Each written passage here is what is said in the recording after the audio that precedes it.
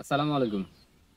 আমরা যারা গুটি কলমের মাধ্যমে গাছের বংশ বিস্তারের চিন্তা ভাবনা করে থাকি, তারা কিছু ভুলের কারণে সেভাবে সফলতা পাচ্ছি না। তো আমরা আজকে গুটি কলম কিভাবে করব, কখন করব, একেবারে ডিটেলস সকল কিছু নিয়ে আলোচনা করব। আমাদের সঙ্গেই থাকুন, তাহলে আশা করি আপনি শতভাগ সফলতা পাবেন। তো আমরা গুটি কলমের সবার আগে যেটা করতে হবে সেটা হলো মাটি প্রস্তুত। আমরা এখানে কিছু মাটি প্রস্তুত করেছি অলরেডি। মাটি প্রস্তুতের ক্ষেত্রে খুব বেশি জৈব পদার্থ না, আপনি সর্বোচ্চ 25% জৈব পদার্থ ব্যবহার করবেন, বাকিটা মাটি থাকবে, নর্মাল মাটি।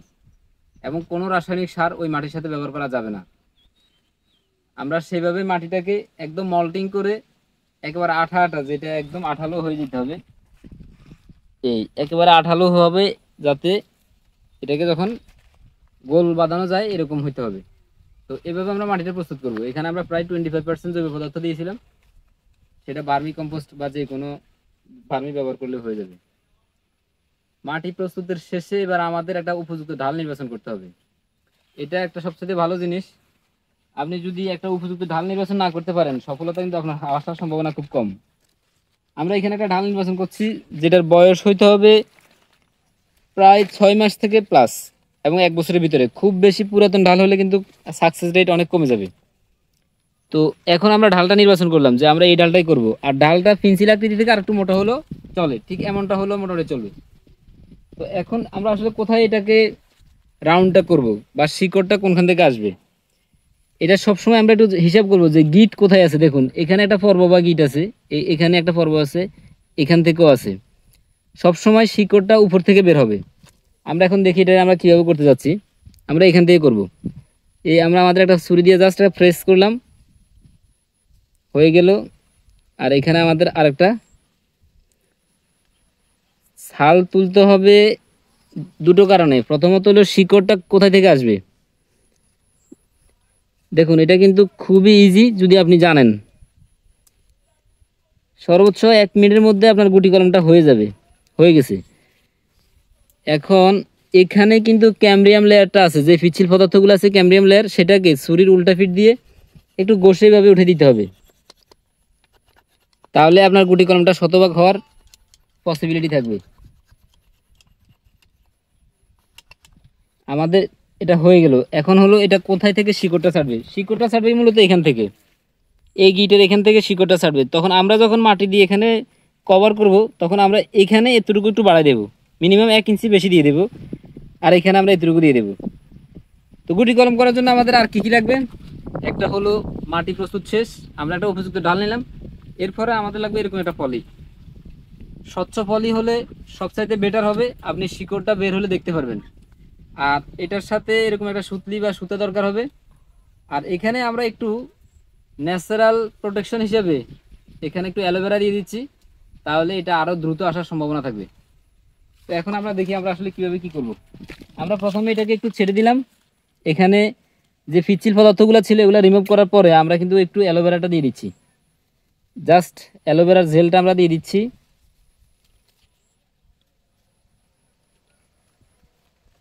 এই অ্যালোভেরা জেলটা মূলত এখানে ন্যাচারাল ছত্রাকনাশক হিসেবেও কাজ করবে, আবার এটা রুটিং হরমোন হিসেবেও কাজ করবে। তো আমরা জেলটা দিয়ে দেওয়ার পরে আমাদের মূল কাজ ছিল, জেলটা দেওয়ার পরে আমরা সবসময় চেষ্টা করব এটাকে একটু যাতে ন্যাচারালি এটা শুকিয়ে যায়, তারপর আমরা সেখানে মাটিটা অ্যাড করব। তো ভিডিওটা লং হয়ে যাবে, সেই জন্য আমরা আগে রেডি করে রেখেলাম। দেখুন আমরা এখন এই মাটির বলটা এখানে সেট করব। কীভাবে সেট করছি দেখুন, মাটির বলটা আমরা সবসময় নিচ থেকে দিয়ে দিচ্ছি। জাস্ট আমাদের আগে রেডি করা মাটি। এই হয়ে গেল আমাদের গুটি কলমের জন্য একদম পারফেক্টলি মাটি প্রস্তুত। এখানে একটা জিনিস দেখার বিষয় আছে, এটার ভিতরে কিন্তু কোনোভাবে বাতাস থাকা যাবে না, এবং মাটিটা যাতে একদম খুব অ্যাডজাস্ট হয়ে যায়। একেবারে খুব নরম হলেও কিন্তু হবে না, আবার একেবারে শক্ত হলেও চলবে না। আর জৈব পদার্থ সমৃদ্ধ মাটিগুলো মোটামুটি সুন্দরভাবে আঠালোভাবেই হয়ে যাবে। আমাদের মাটি কভার করা হয়ে গেছে, আমাদের কিন্তু কাটা ছিল এই অংশটা। আমরা এখান থেকে আরও 1 ইঞ্চি বেশি ইয়ে দিয়েছি, যাতে শিকড়টা এখান থেকে আসবে। মূলত এখান থেকে কোনো শিকড় আসবে না। এখন আমাদের দ্বিতীয় কাজটা হলো আমরা শুধু ফলিটা ফেঁসিয়ে দেব। ফলি ফেসানোর জন্য আমরা যে কোনো ফলি নিতে পারি, বাজার থেকে আমাদের যে শপিং ব্যাগগুলো পলি ব্যাগগুলো আছে সেই পলি ব্যাগগুলোই নিতে পারি। তা আমরা এখানে যে কোনো একটা ফলি নিলাম, স্বচ্ছ একেবারে। এখন আমরা পেঁচিয়ে দেব খুব সুন্দরভাবে। এই আমাদের ফলিটা পেঁচানো হয়ে যাচ্ছে খুব সহজে।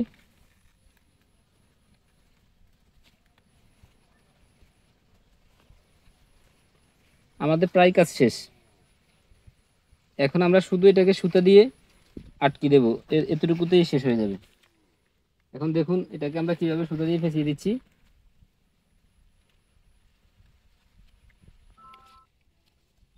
তো গুটি কলম করার ক্ষেত্রে আমরা মাটি সেট করার পরে আমরা ফলিটা সেট করব। সেই ক্ষেত্রে ফলি দেওয়ার পরে আমরা এখানে গিট্টু দেব, প্রথমে এখানে একটা, এরপরে এখানে একটা, আর মাঝখানে একটা দিয়ে দেবো আমরা, যাতে এটা টাইট হয়। That's okay. এবার এখন শিকড় যখন আসবে আপনি এখান থেকে শিকড়গুলো দেখতে পারবেন। আর গুটি কলম করার জন্য সবচেয়ে উত্তম সময় হলো জুন মাসের শুরু থেকে। জুন, জুলাই, আগস্ট এই 3 মাস সবচাইতে পারফেক্ট। তো আপনি যখন এটা করবেন, গাছ বেঁধে সেটা 25 থেকে 45 দিনের মধ্যে শিকড় চলে আসবে। তো আমরা একটু দেখি এটা আসলে কখন কিভাবে হয়। এটা যেহেতু আমাদের একটা নিজস্ব গাছ, আমরা এখানে আরো কিছু গাছ আগে সেট করছিলাম, অলরেডি সেখানে শিকড় চলে আসছে। দেখুন অলরেডি শিকড় চলে আসছে, এটা প্রায় 25 দিনের মতো হলো। অলরেডি শিকড় চলে আসছে, এই যে শিকড় আরো আসতেছে। আর শিকড় কিন্তু সবসময় উপর থেকে আসবে। তো গুটি কলমটা আমরা আসলে কেন করব? মূলত আমাদের অনেকগুলো ফল গাছ থাকে, অনেক শখের ফল গাছ থাকে, যেগুলো জাত সংরক্ষণ করার জন্য আমরা করতে পারি। কারণ মাতৃগাছের কলম ছাড়া আপনি মাতৃগাছের হুবহু জাত পাবেন না কখনোই।